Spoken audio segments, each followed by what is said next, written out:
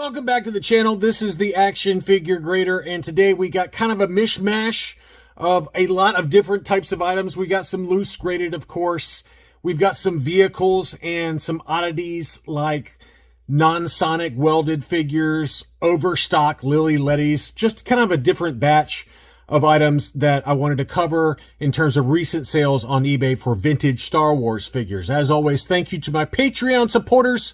You allow this channel to be what it is today. Sign up today at patreon.com/actionfiguregrader for as little as $1 a month.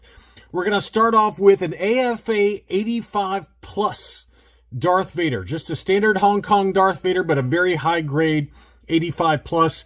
This is one I was going to send out as a buy it now alert to my Patreon supporters. I put it on my watch list. I went to the gym and I came back and it was sold. So I think my hunch was right that the price was about fair.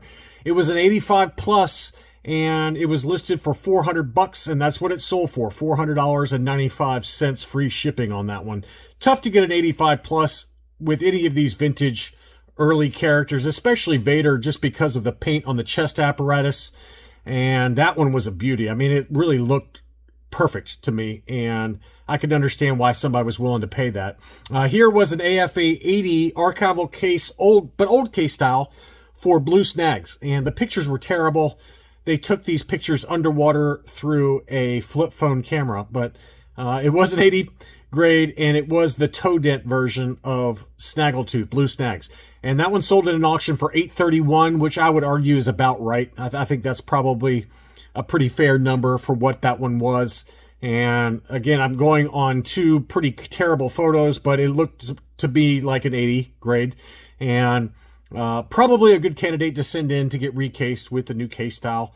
$831, took home the blue snags. I thought this was a really nice item. I've almost bought these ungraded before and sent them in to CAS to be encased like this, but I decided that I just don't have the room for it. But JCPenney had some mail-away diecast that came inside these shipper boxes. They were not carded, and you can find it for the Landspeeder, the TIE Fighter, I think also Darth Vader's TIE Advanced. I'm not sure if there's any others that came from JCPenney, but I just like the way it presents with the original shipper box, and this one was graded CAS 85 Plus. And, this was a qualified grade because this is how they came inside the box. They might have been wrapped inside like a little plastic baggie or something like that, but this was truly an unused example, so it got the qualified designation. And that one sold for $460 in an auction, the diecast Landspeeder, the JCPenney mail-away version. I just love the way that looks, and that one did sell. Next up, some 12-inch. We've got the Boba Fett loose complete. That was in pretty darn good condition for $336.57. And then the IG-88 was complete. It's hard to tell there, but if you look at the little baggie, it's got the little bombs, all four of the little bombs that go in the bandolier for IG-88. That one sold for $602, which that's about the lower end of the spectrum for the 15-inch IG-88 loose complete. Usually it's like $650 to $700 on the low end. $602 is what this one sold for, but you got to remember it had $55 shipping, so $657 altogether. That puts it right in line with recent sales for the 15-inch IG-88. Very clean-looking example overall. And I just love that figure. It's really cool. Next up was the Jawa radio-controlled Sandcrawler. This one was complete with the ladder, with the remote, and with the instruction sheet. Fairly clean example. And that one sold for $1,300. The Jawa Sandcrawler, I don't care if you got a loose complete or an AFA grade or whatever you got. These, I think, are probably the number one item in my book in terms of vehicles that are holding their value. We're just not seeing any decrease whatsoever in the Jawa radio-controlled Sandcrawler. It's just a really, really expensive item no matter what.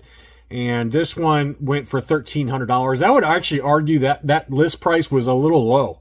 I think you probably, if you were patient, you probably could have gotten even higher for that example. With the box, if the box is in decent shape, pretty consistently closer to $2,000, sometimes $1,700, $1,800 if the box is kind of tatty. But I thought that was a very fair deal at $1,300.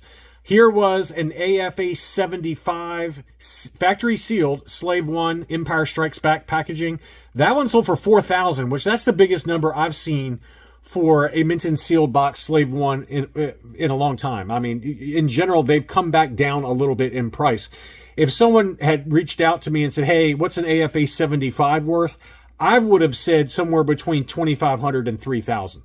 That shows you how much I know. This one did sell for $4,000. So big number on that one for anyone looking for the Slave 1. Here was an unused tie interceptor, unused sticker sheet with the catalog and instruction sheet. No box, unfortunately. That still sold for $253.78 in an auction, but very rare to find the sticker sheet unused like that. Another vehicle, we've got the Imperial Shuttle.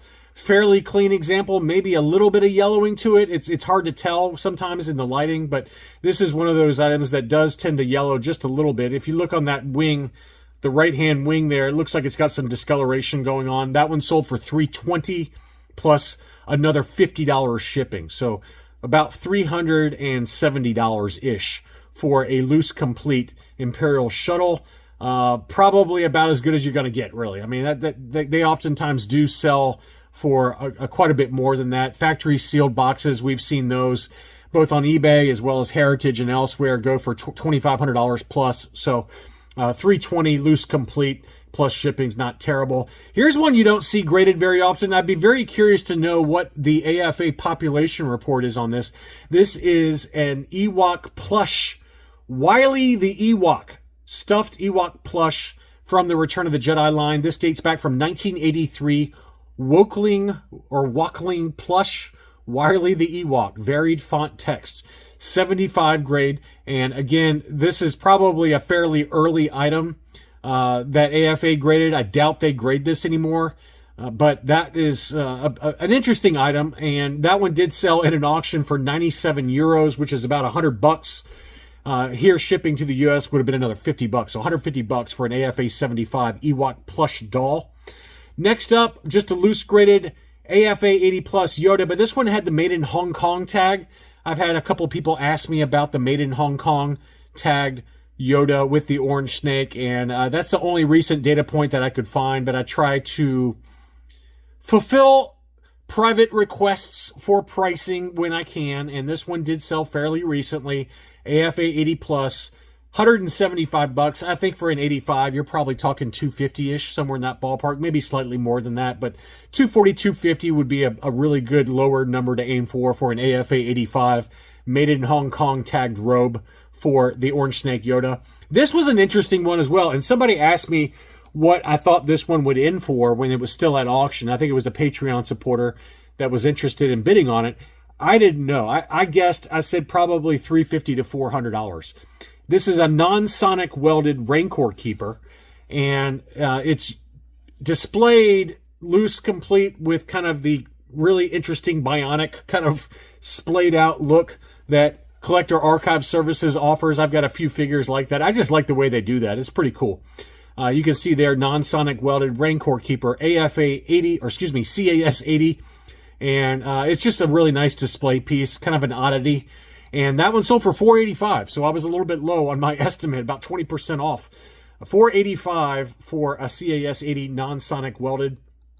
A couple of Ledys sold. First is that Luke Jedi Knight Ledy that was a UKG 80%. That one did sell. I had it in a what to buy video a couple weeks back, and somebody did pick that up. So thank you, whoever used the eBay affiliate link. I appreciate that. It was listed for £395. Best offer accepted. I didn't look it up. I forgot to look up what the final sales price was on it, but I'm guessing about $450 US, which quite honestly, that's where they go for, if not more than that sometimes, loose, complete, ungraded on Facebook even. Like in some of the Facebook groups that are devoted to Lily Ledys, like the Secret Society of Lily Ledy, something like that. That's a group that's only devoted to Mexican bootlegs and to Lily Ledys. And quite often they do sell at this price point ungraded. So I thought that was a very fair price for a UKG 80 Ledy Luke Jedi. This was another interesting one. This was a non-sonic welded, completely unpainted, overstock Ledy reuse. I just like this one because it just really striking with the hands being still brown like that.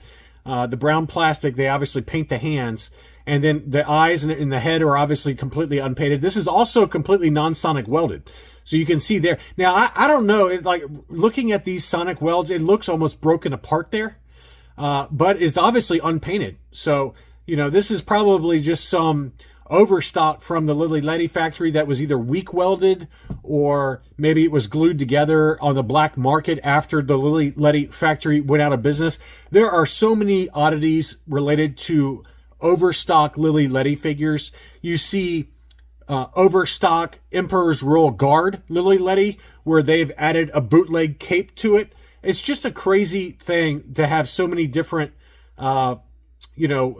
oddities like that, where they're kind of hybrid bootlegs, things like that. So I just thought this was a very cool one. Somebody asked me what I thought it would sell for. I was thinking $300. I was way overestimating on that one. It sold for $182.50, which I would argue was a very, very good deal. Next up was the electronic laser rifle with the Return of the Jedi packaging and the Hoth Stormtrooper on there. This was not mint in seal box. It was not advertised as such. It just says complete with the box. But this is a pretty rare item. Very tough to find this one. Really great display piece. And obviously AFA graded examples are going to set you back 3 or 4 or 5 times this number. It sold for $528.59. $528.59. But again, that's a good example of an item to just put it in a sliding acrylic case, assuming they make one for this type of item, and just put it on your shelf. It's just a very, very cool, very tough to find item. Next up, a couple of bootlegs that sold. First was a Luke Farm Boy. I actually have this one, this exact color combination. That one sold for $252, which was a very good deal. I paid about the same, maybe even slightly more than that for my example. Just a weird example. I call this the goth version of Luke because he's got the black hair and kind of a weird outfit, but that one did sell for $252. We had a CAS 75 third generation General Lando Polish bootleg. That one sold in an auction from Gold Star Tech for $235.94. And then if you want the real thing, here's the real thing. This was an AFA 85 plus last 17 General Lando new case style. That one did sell for $407.96, so $408 plus another $11 shipping. But it is a gold level 85 plus grade, so very, very high grade example for the General Lando last 17. Also, we did have another sale for the Skiff. This was advertised as 100% complete. This one, let's see. No, this is levers work, the door, the railings, everything looks all in good order. And, you know, this is one of those very fragile items that you really got to take a close look at to make sure it's not broken. It looks very clean to me. Sometimes you'll see stress marks on the railing here.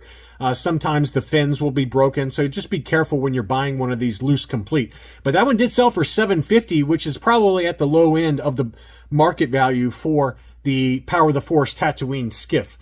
Next up, we had a couple of different Yak Faces loose complete that sold. And the price for Yak Face, at least over here in the U.S., continues to be very strong. This one was loose complete, sold for $685. This one was also loose complete with a little bit of yellowing to the torso there. And that one still sold down in Australia for $698. So 2 loose examples that were almost $700 for a Yak Face. And then finally, the only mint on card in this batch was an AFA 50 for Sice Fromm. We all know how expensive Sice Fromm is on the Droids card back, mint on card. This was only a 50 grade. The card got a 50, blister 80, figure 85, archival case, and that's still sold for $1,100. But, you know, again, we have seen in the last year or so loose complete Sice Fromm, just the figure itself, go as high as $1,200. So, you know, it is a lower grade AFA 50, but it is a harder to find mint on card that typically can go for over $2,000 in higher grades. So $1,100 for the AFA 50 mint on card Sice Fromm. To wrap things up, I hope you enjoyed the video. Don't forget to leave me a like if you did enjoy the video. Thanks again for watching, and I'll be back soon.